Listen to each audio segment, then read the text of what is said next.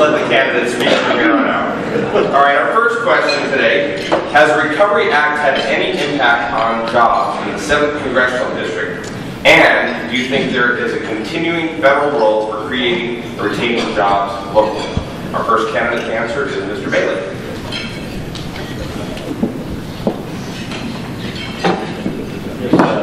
Congressman Perlmutter wanted to toss me to speak first, so I get to second the first question. First off, I'd like to say that it's not the government's business to provide jobs. It's the government's business to provide the environment for us to pursue our jobs, to run our businesses, to contract with each other, and to do the things that need to be done in our business. I believe strongly in the Constitution of the United States. And part of that, if you read Section 1, or Article 1, Section 10, it talks about the state not interfering with obligation of contract. There's been far too much interference of government at all levels in dealing with contracts, and your right, my right, to make contracts with each other. That's one of the things that's got to be attacked, and it's not even being talked about. If I'm in Congress, that's one of the biggest things we'll work on, is removing those impediments to business. We need to deal with that. Now, as far as the Recovery Act having dealt with or impacts on the 7th District, I'm sure that there's been, and I'm in business myself, self-employed, without being retired, so I spend most of my time in the woods trying to be self-employed. I would like to hire people. Right now, you can't do that. As far as the 7th District, the impact on, I'm sure that there's been an infusion of money into the 7th District and a number of different projects. We need to understand that all that's done is kick the ball down the road a little bit. The implosion is coming. Sooner or later, all that borrowed money's got to be paid back. Just like I have to pay back all the money that I invested in equipment in the last year. Thank you. Thanks, Mr. Bailey. Our second candidate to answer the question is Mr. Frazier. That is, I think, a legitimate question. You know, just this morning, perhaps if you read the Denver Post, you'll see that unemployment claims have risen to their highest levels in the past 9 months. Since January of 2009, we've lost over 3.8 million jobs in our country. I had a conversation with a local small business just down the street here at Wheat Ridge, who told me that, Ryan, you know, in this recession, I've gone from 30 employees to today, I'm just at 10. I'm afraid to hire, I'm afraid to invest, because I'm just not sure what this Congress and this administration is going to throw at me next. More taxes, more mandates, more regulations. That's not the environment in which I'm going to create jobs. You know, we can argue about how many jobs we've saved or created, but the reality is this. If you talk to people in the 7th Congressional District, they will tell you very clearly they're concerned about the future, not just for themselves, but for our children. And what we need from those who are in Congress is a very common sense perspective as to how you create jobs. We know how to do it. It's not rocket science. As I like to say, you just have to understand that buffalo wings don't come from Buffalo. Just think about it for a second. Just a little common sense. The types of policies that remove government as an obstacle, that incentivize business to invest. The only way we create jobs in this economy is for business folks to invest, to create those jobs and acquire the equipment. More government policies and spending has not worked. They have not worked. And we need a new way forward. We need policies that's going to unleash the entrepreneurial spirit that makes America the great and free, prosperous republic it is today. We know how to make that happen, to incentivize small business, to relieve them of the taxes, to relieve them of the regulations so they have more resources to put Americans back to work, to take advantage of our natural resources right here in Colorado, to create the energy independence we so much deserve, that will create high-paying jobs. These are the types of policies we need, not more government. Thank you.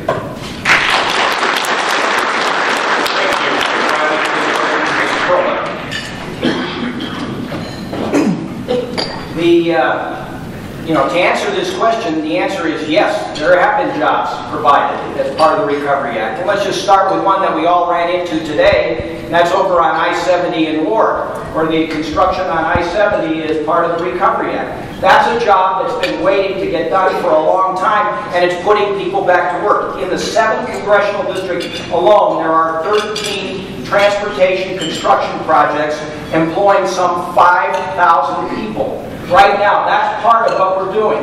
We've added jobs at the National Renewable Energy Lab, and as you all know, that's the finest lab in the world. Has a great reputation, and we now are putting resources behind that to build that campus and employ the best scientists, the best researchers, the best chemists around, so that we can remain preeminent in energy efficiency and renewable energy. We have, in Ryan's backyard at I-225 in Colfax, huge project, huge interchange that's going in. That's part of the Recovery Act, and I would dare say that he's not opposed to rebuilding the interchange. There is part of the construction of that Fitzsimmons campus, which will be a jewel in Colorado for the next 50 years. We're investing, and we are creating jobs now, but we are investing for the future, and that's what our families want. They want to see investments for the future. This Recovery Act stopped a free fall in the economy when we were losing almost 800,000 jobs a month at the end of the Bush administration. And quite frankly, Ryan's new way forward, in my opinion, is an old way backward, because what it relies on are tax cuts for millionaires and billionaires, prosecuting wars that we don't pay for, and letting Wall Street run amok, leaving us with a $1.3 trillion deficit at the end of the Bush administration. We can't do that anymore. The next question is it's a rather long question. It's whether you agree or disagree with Arizona's immigration law. There's a perception that Washington has not acted on immigration. What do you think Congress should do about immigration reform, and how will you get this done? Do you support a path to citizenship for illegal immigrants? Please answer that in 2 minutes.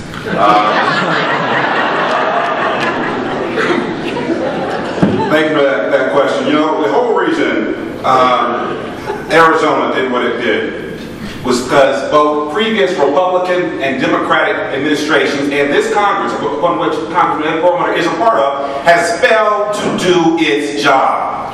And it's time that we have a Congress who will actually take the steps required to secure our borders, to reform the immigration processes, to ensure that we are protecting our country.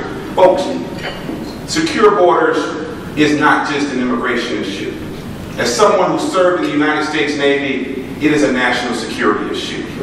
We have to know who's coming in and out of our country. We have to work with employers to ensure that they use a system that allows them to verify whether an individual has the lawful right to work in our country or not. These are the types of policies we need coming out of Congress, not more games, not more backroom deals, not efforts to put certain people ahead of others. Because the bottom line is this: there are a lot of folks who want to immigrate to our country right now, who are doing it the right way. We have a system in place. We need to make sure that it works, and where it doesn't, we need to reform it. Amnesty is not the answer. What is the answer is to enforce our laws, work with our employers, and secure our borders. And Congressman Perlmutter has been in Congress now for almost 4 years. And unfortunately, he hasn't done one thing about it. Thank you.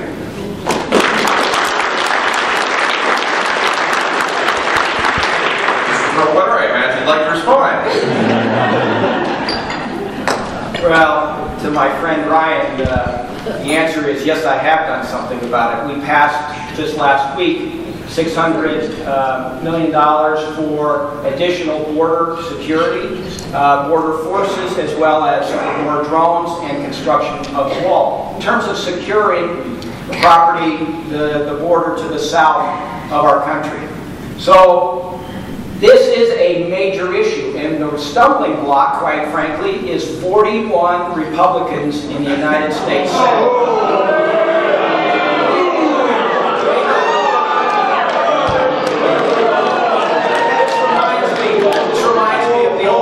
Truman saying. They said, Harry Truman, give them hell. He says, I don't give them hell, I just tell the truth. And they think it's hell. So this is something where John McCain switched positions. This is where we need to secure our borders, secure our ports, first and foremost. I actually proposed a bill 2 years ago to use National Guard on our borders to bring them home from Iraq. Okay, so that's first and foremost, and we're doing that. I was on the Homeland Security Committee, and we've been moving forward on that. Second is you got to bust the organized crime element that traffics in humans. It's mafia. It really is, and they profit by enslaving people. Employers have to abide by the law. So you have to focus on employers so they aren't hiring people who are here illegally.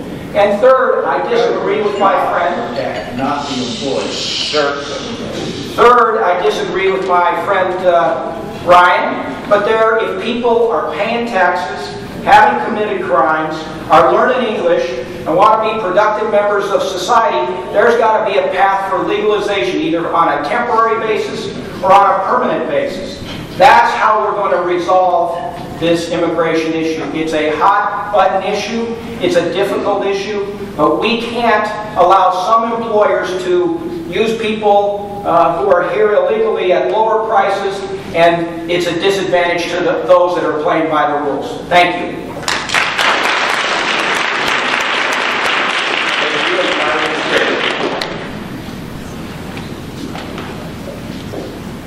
This issue is not that difficult. The problem really is, and there's a lot of change, there's a lot of discussion about all this, we got to secure the borders and everything. And as I said, I'm a military veteran. It's impossible to secure borders. The Korean DMZ right now, they can get across. The Berlin Wall, we spend a great deal of time trying to keep people from crossing or getting people across it. So securing our borders with fences and stuff is a sad thing. The real problem here is that governments at all levels, are giving citizenship privileges to these immigrants that are not productive citizens. That's what needs to be changed, is we need to stop giving the citizenship privileges, the welfare, whatever else goes with that, to the undocumented, the illegal people that are here, that are not really citizens of this country. No other country in the world does that. I've been around the world. If you're in another country, you don't just get to go down to the local government and say, hey, I need a place to live. We do that in the United States. That's what needs to change. And that's what I would work for, is to stop that. It's impossible to secure the borders. We can put huge resources on it, and we are. It won't stop it. So that's really what we need to do, is to change that. That's what I would work for in Congress, is to stop all this. I used to think it was great that I could just walk across the border like we do across the state line. It's one of the things that made this country great, was that we could cross borders between the states and not have to show ID cards, not have to worry about what's going on in the other state. So it's not that hard of a problem. We just need to do that, and we need to have the wherewithal to get back within the Constitution and support that. Congress has the right to create naturalization laws, and everybody should, if they want to become, there should be a path that people can become citizens. The current one is impossible.